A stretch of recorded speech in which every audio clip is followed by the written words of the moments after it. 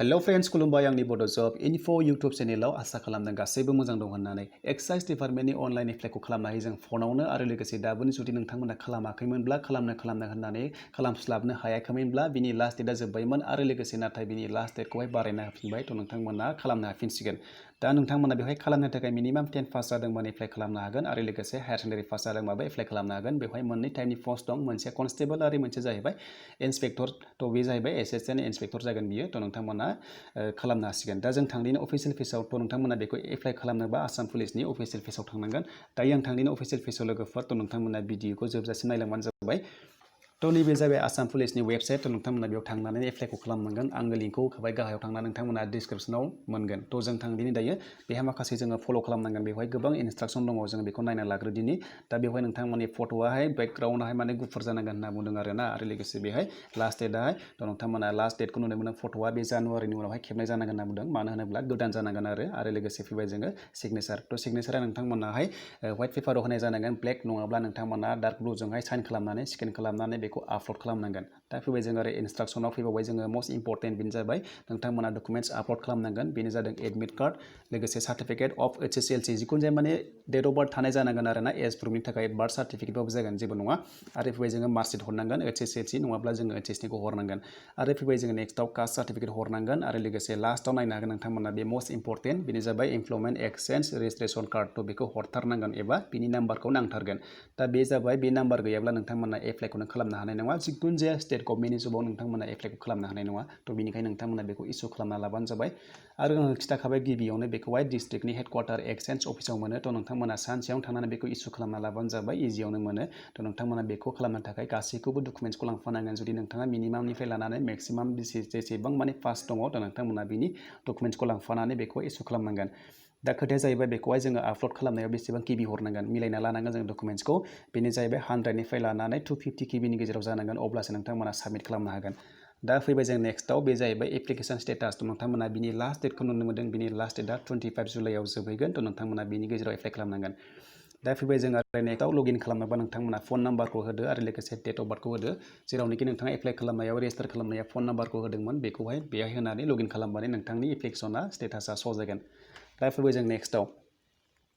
दा नेक्स्टआव फैनाय लोगो लोगो मेन पेजआव फैबाय लोगोफोर जुदि नोंथांमोना केन्डिडेट गोदानब्ला नैबेहाय रेजिस्टार खालामग्रोनांगोन आरोना सिगाङावनो रेजिस्टार खालामनानैसो नोंथांमोना एप्लाइखौ खालामनो हागोन दा जोङो रेजिस्टार खालामनोबा मा खालामनांगोन खामानिखौ बेहाय जोङो नायना लादो फार्स्टआवनो नोंथांनि नेमखौ होनांगोन नैबे नेमाव आरो मिडिल नेम दंबा बेवहाय होबानो जाबाय गैयाब्ला बेखौ होआबाबो जागोन जेबो नङा आरो लास्टआव नोंनि टाइटेलखौ बे लास्ट नेमाव होबानो जाबाय दा जों फैदिनो नेक्स्टआव बे फन नाम्बारखौ होथारनांगोन फन नाम्बारजोंनो गासैबो खामानिया जागोन OTP मेसेज गासैबो फैजोबगोन आरो इमेल आइडिखौ बेहाय होबानो जाबाय नोंथांनि इमेल आइडिखौ बेहाय होबानो जाबाय आरो जों फैदिनो नेक्स्टआव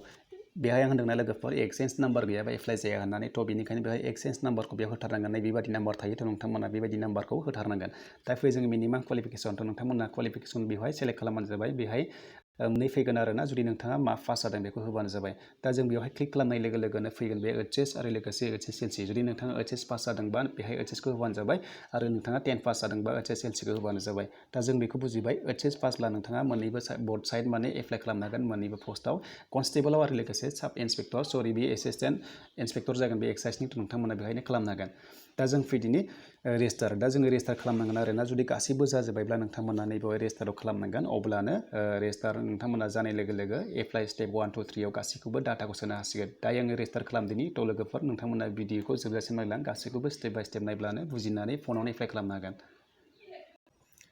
दायो आङो रेजिस्टार खालामबाय लोगोफोर रेजिस्टार खालामनाय लोगो लोगोनो बेवहाय स्टेप 1 2 3 4 5 6 7 नुदोंना बेहाय गासैखौबो फिलआप खालामनांगोन थ' जोङो बेहाय आङो सिगाङाव जे बुंदोंमोन HS पास जानाय लोगो लोगो मोननै टाइपआवहाय माने पस्टआव एलिजिबिलिटि जागोन होननानै दा बेहाय मोननै श' खालामबाय एसिस्टेन्ट इन्सपेक्टर अफ एक्साइज थ' बे फैबाय मोनसे आरो लोगोसे बे एक्साइज कनस्टेबल थ' नोंथांमोना बेवहाय खालामनो हागोन आरो लोगोसे बेहाय स्केल नुदोंना बेहाय दरमाबो दंखायो बेखौ नायना लानो हागोन दा जोङो बेहाय नोंथाङा बेहाय प्रेफारेन्सखौ मायाव होयो होबानो जाबाय सेलेक्ट खालामनानै बेयाव होयोना बेयाव होयो थ' मोननैयावबो खालामनो हागोन नालाय आङो फार्स्टआवनो होबाय इन्सपेक्टर होबाय आरो लोगोसे जोङो कनस्टेबल होबावबाय दायो जोङो सेभ नेक्स्टआव थांबाय थ' नेक्स्टआव थांनाय लोगो लोगो फैगोन माखासे पेज फैगोन दायो फैबाय लोगोफोर बे प्रेफारेन्सखौ नोंथाङा मायाव होयो होबानो जाबाय प्रेफारेन्सखौ आं होग्रोनोसै बेहाय एसिस्टेन्ट बेहाय होबाय आं इन्सपेक्टराव बेयाव आरो लोगोसे कनस्टेबलाव होबाय जों लास्टआव थ' जों बेखौ जानाय लोगो लोगो जोङो नैबे सेभ एन्ड नेक्स्टआव थांदो नैबेहाय नुदोंना बे सेभ एन्ड नेक्स्टआव थांनानै नोंथाङाबो क्लिक खालामनाय लोगो लोगोनो पेजआ फैगोन थ' बे फैनाय लोगो लोगो नोंथांमोना नुनो मोनसिम नेबाय थाबानो जाबाय बे फैबाय स्टेप 2 फैबायना लोगोफोर बे स्टेप 2 आव नोंथांनि बेवहाय जोङो सिगाङाव रेजिस्टार खालामनाय नाम डेट अफ बार्थ गासिबो फैगोन लोगोफोर थ' नोंथांमोना बेखौहाय नुनो मोनगोन थ' दायो फैबाय लोगोफोर जोङो रेजिस्टार खालामनायाव जोङो गावनि नामखौल' होदोंमोन नङा होमबा जोङो फादार्सनिखौ होआखैमोन थ' नोंथांमोना बेहाय फादार्सनिखौ बेहाय बहायना होबानो जाबाय आरो लोगोसे मादार्सनिखौ बेवहाय लगायना होबानो जाबाय एक्सचेन्ज नाम्बारा फैखाबाय जोङो सिगाङावनो होखादोंमोन आरो लोगोसे कास्टआ फैखाबाय दायो जोङो जेन्डारखौ सेलेक्ट खालामदो लोगोफोर बेहाय जेन्डारखौ सेलेक्ट खालामनानै मेल फिमेल होबानो जाबाय आरो लोगोसे बेहाय नेसनेलिटिखौ होबानो जाबाय थ' नोंथांमोना भिडिअखौ नायलांबाय थाबानो गासैखौबो बुजिलांजोबगोन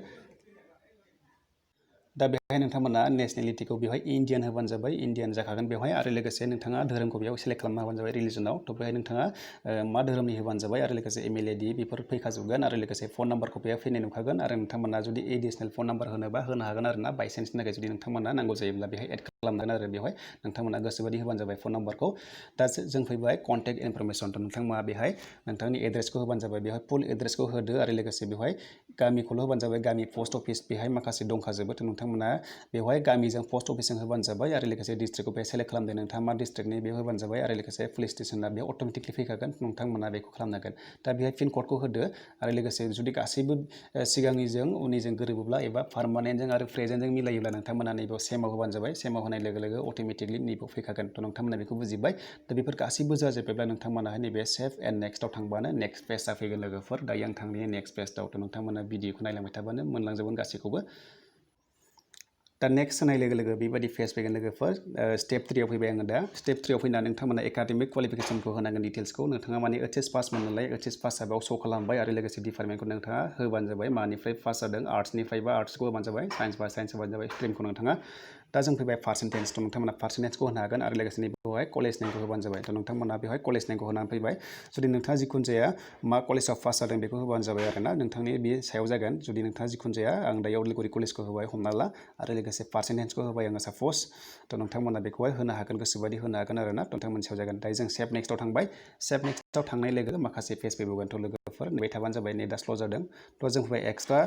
कारिकुलार एक्टिभिटिस दङब्ला नोंथांमोना बेहाय होनो हागोन थ' बेहाय होनदों लोगोफोर एनसिसि दंना गैया जुदि एनसिसि गैयाब्ला न' होबानो जाबाय आरो जुदि नोंथांमोना दङब्ला खिन्थु डकुमेन्टस आपल'ड खालामनांगौमोन दा जों गैया होननाय लोगो लोगो फैनाया जायासै आरो फैबाय जोङो हमगार्ड सार्टिफिकेट दङब्ला होदो न' होदो येस होदो जुदि नोंथांमोना दङब्ला आरो लोगोसे जों फैदो नेक्स्टआव बे स्पर्ट्सनि दङब्ला होदो येस न' जुदि गैयाब्ला न' होबानो जाबाय आरो फैबाय जोङो कम्पिउटार जुदि नोंथांमोना दंब्ला होनो हागोन जुदि गैयाब्ला बेखौ न' होबानो जाबाय दा आं साप'ज गैया होथ'बाय भिडिअखौ माने गोलाव खालामला माने दं होनोब्ला जोङो आपल'ड खालामनांगोन डकुमेन्टस थ' बेनिखायनो आं फैबाय दा जोङो सेभ एन्ड नेक्स्टआव थांबावबाय थ' नेक्स्टआव थांनाय लोगो लोगो मोनसे पेज फैबावगोन थ' नोंथांमोना गासैखौबो फिलआप खालामजोबनांगोन दा फैबाय जों बाथ्राया डकुमेन्टस माने आपल'ड खालामनांसिगोन आरो दा बेहा फैबाय जोङो डकुमेन्टस आपल'डआव नोंथांमोना एज प्रुफनि थाखाय एज प्रुफआव जोङो माखौ हरगोन होनोब्ला एडमिट कार्ड हरनो हागोन आरो लोगोसे बार्थ सार्टिफिकेटबो जों हरनो हागोन जुदि दङब्ला थ' बेखौ जों बुजिबाय बेहाय हरबानो जाबाय जोङो थ' बेयाव हरनानै जों फैबाय नेक्स्टआव बिदिनो आरो नेक्स्टआव फैबाय जोङो क्वालिफिकेसन थ' मार्कशिट हरनांगोन लोगोफोर बेहाय जोङो मार्कशिटखौ साबमिट खालामबानो जाबाय आरो फैबाय जों डकुमेन्टस टाइपआव नुबावदों बेवहाय फट' नोंथांनि फट'ग्राफखौ हरनांगोन बेवहाय आरो जों फैबाय सिगनेचार थ' नोंथांमोना सिगनेचाराव हरनांगोन आरो लोगोसे जों फैबाय डकुमेन्टस टाइपआव आरो नुबावबाय जों कास्ट सार्टिफिकेट बेयाव हरनांगोन आरो लोगोसे जोङो इमप्लयमेन्ट एक्सचेन्ज आं बुंनो मोना बेखौ हरथारनांगोन होननानै थ' बे जों बेखौ हरबाय बेखौ जोङो आपल'ड खालामनांगोन गासैखौबो जों गिबिखौ मिलायना लानानै 100निफ्राय लानानै 250नि गेजेराव जानांगोन अब्ला नोंथांमोना साबमिट खालामनांगोन दा जों बेहाय जाबायब्ला नैबेयावहाय सेभ एन्ड प्रिभिउआव थांनाय लोगो लोगोनो गासैबो श' जागोन आं नोंथांमोननि गेजेराव दायो खालामनोसै थ' नोंथांमोना भिडिअखौ नायलांबाय थाबानो जाबाय आङो नोंथांमोननि गेजेराव प्रिभिउ खालामनानै देखायगासिनो दङ थ' नोंथांमोना नायलांबानो गासैखौबो बुजिगोन दायो आं नैबेहाय प्रिभिउआव सेरदोनि बेयाव सेरनाय लोगो लोगो जोङो पेज नुगोन माखासे थ' नोंथांमोना नायलांबाय थाबानो जाबाय थ' बेयाव फैबाय लोगोफोर गासैबो ओंखारजोब्बाय बेवहाय नोंथांमोना नुनो मोनसिगोन गासैबो माने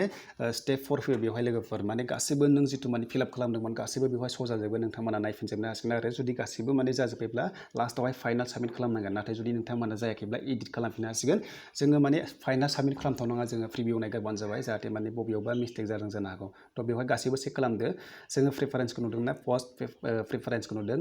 बेवहाय इन्सपेक्टर मोनसे फैबाय आरो लोगोसे कनस्टेबल फैबाय थ' नोंथांमोना बेवहाय नुनो मोनदों गासैबो फैजोब्बाय दा बेहाय जोङो एप्लिकेसन नाम्बार मोनखाबाय नै लोगोफोर थ' बेहाय एप्लिकेसन नाम्बारखौ जों मोनखाबाय बेखौ होनानै जोङो माने एडमिट कार्ड डाउनलड खालामनो हागोन आरो उनाव जुदि फैयोब्ला बेवहाय गासैबो स'जा जाबाय आं नोंथांमोननि गेजेराव गासैबो देखायगासिनो दङ नोंथांमोना बेयाव नायलांदो नैबाव दङ गासैबो एड्रेसनो फैजोब्बाय थ' नोंथांमोना नायनो हासिगोन थ' गासैबो बेहाय डकुमेन्ट्सखौ नायनो हाफिनसिगोन आरोना जुदि नोंथाङा नायनोब्ला फार्स्ट जों नायदिनो हमना ला साप'ज जोङो माने रं हरफ्लांनोबो जानो हागौ नङा होमब्ला जोङो दायो चेक खालामनोबा जों एज प्र'फआव नैबाव भिभ'आव थांनानै चेक खालामनो हागोन बेवहाय चेक खालामनाय लोगो लोगो जोङो नुगोन आरोना बेयाव चेक खालामबाय दा चेक खालामनाय लोगो लोगो आङो हरबाय साप'ज नैबे आंनि सिगनेचारमोन आरोना बेखौ जेनेबा हरबाय आरो जेनेबा साप'ज बे हमना ला एज प्र'फमोन आरो दा आं जास्ट एग्जाम्पलनि थाखाय मोनसे आपल'ड खालामदों थ' नोंथांमोना बेबायदिनो नायनो हागोन थ' गासैबो जुदि जाजोबोब्ला नोंथांमोना नैबे साबमिटआव खालामनो हागोन आरोना बे साबमिटआव खालामबानो गासैबो जागोन थ' नैबे जाबाय नै बेवहाय जुदि इडिट खालामनोबा नोंथांमोना इडिट खालामफिननो हासिगोन नैबे इडिटआव थांनानै आरो लोगोसे साबमिट खालामनोबा साबमिट जासिगोन आरो दा आङो नोंथांमोननि गेजेराव साबमिट खालामनो हाया मानो होनोब्ला आं बेयाव गासैबो रं डाटा होदों थ' नोंथांमोना बेखौहाय निमाहा खालामगोन जुदि नोंथांमोना जाजोबोब्ला लास्टआव साबमिट खालामनाय लोगो लोगो नैबेवहाय थांगोन नैबे स्टेप 5आव फैगोन आरोना नोंथांमोना लगइन खालामनो हासिगोन थ' नोंथांमोना जुदि भिडिअखौ मोजां मोनोबा लाइक खालामदो आरो लोगोसे चेनेलाव गोदानै फैदोंबा साबस्क्राइब खालामगोन होननानै आङो भिडिअखौ बेवहायनो फोजोबबाय